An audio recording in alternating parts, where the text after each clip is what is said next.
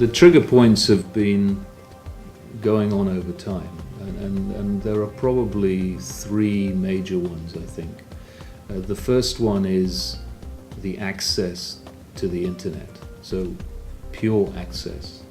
If you look at the way in which various countries in this part of the world particularly have grown in terms of their accessibility, it's quite remarkable. If you look at China, you look at Hong Kong, you look at Singapore, and you look at the percentage of the population today that has access to online activity to the internet. I think in Singapore it's about 65% of the population. In China it's about 23% of the population. In Hong Kong it's about 59% of the population. Now in the last 10 years that has grown substantially from almost zero in some of the regions around the world. So I think access has certainly become one of the trigger points. But not only access to the individual, but accessibility in a public environment. So if you're sitting in an airport, for example, you can open up your laptop and access whatever you want to do. If you're sitting in a Starbucks, you can do the same thing.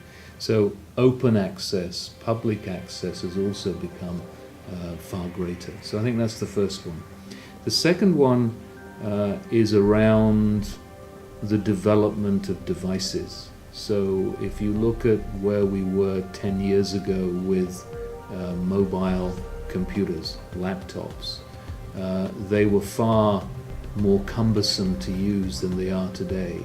If you look at mobile devices, if you look at this little BlackBerry today, or an iPhone, or whatever the mobile device is, the usage of it and the ability to access various different online activities is much greater than it was before. And also the other facilities that are available within those different types of devices, whether it's the ability to run videos, the ability to run various different media that maybe wasn't available 10 years ago. So I think the devices themselves have really changed the way in which people look at learning in the last few years.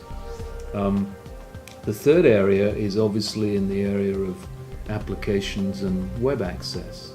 If you look at the advent of Web 2.0 facilities, then the ability to be more interactive online has never been greater. Whether you're using chat, whether you're using vodcasts, podcasts, wikis, whether you're using discussion board environments, whether you're using video, whether you're using animation. There are so many different facilities that are available now online through the current Web 2.0 applications that you didn't have before. At the same time, the whole area of collaboration. For us, the online paradigm is about collaborating. It's about bringing together 25 to 30 students in an online classroom from probably 25 to 30 different countries. It's about allowing them to collaborate. It's about allowing them to learn from each other the richness of the experience, the cultural experience, the knowledge that they've gained in their working environment, and be able to share it amongst them. So the collaborative activities that you get online today are second to none today. Plus the fact that you're now creating communities. So, the Facebook style community. If you think about an online classroom, it's about communities.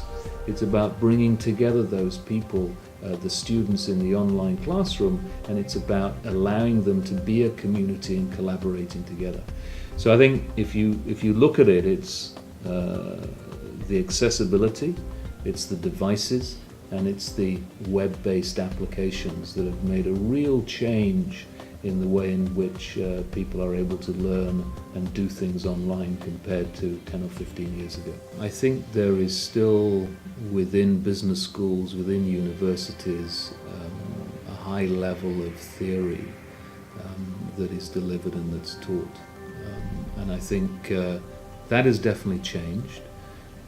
Obviously the experience of the faculty, the knowledge base of the faculty becomes important in that. But one of the major benefits and advantages of being able to deliver learning online is to, as I mentioned just now, to draw out the richness, the experience and the knowledge of the various different students who are sitting in the classroom. Now, from our perspective, the demographics of our students are typically working professionals, 8 to 10 years working experience. We deliver MBAs online to those who are looking to develop a part-time additional set of skills. And if you think about the style and the knowledge and experience of the students who are in that group, then obviously it's second to none. So I think the online paradigm again gives you that ability. The global nature of the program, the fact that you are drawing on the experiences of knowledge of all of those different individuals, again gives you far more of a practical involvement. What I would call real life and to a certain extent, the fact that if you were to raise a question or a problem in the class, we call it on the discussion board, in the class on a Monday evening, and you happen to be sitting in Hong Kong, and one of your classmates who happens to be sitting in Chile, in South America, and therefore in a completely different time zone, comes up with a solution while you're asleep, and you see that solution in the morning before you go to work online, the chances are that you can put it into practice in your workplace that day and go back online and say, guess what? I tried that and it worked. And that learning that you can get from that kind of relevance, almost, something you can do immediately from the learning you gain from the students who are in that environment is absolutely second to none. Plus the faculty themselves. So from our perspective, because we're online, we have a combination of full-time faculty and part-time faculty. Our faculty are all over the world. We don't have to be in one place. We have faculty members in North America, in Australia, in Europe, most countries in Europe, in Asia, in South America. And the relevance of that is that the learning that goes on from a faculty member who has got strong industrial as well as academic experience sitting in North America, along with a faculty member who's got a similar level of experience but from a different industry sitting in Australia, from the student's perspective, is amazing. So those combinations, I think, provide a richness that possibly today, in a face-to-face environment, in an individual business school, in one country or one city, you can't quite get still.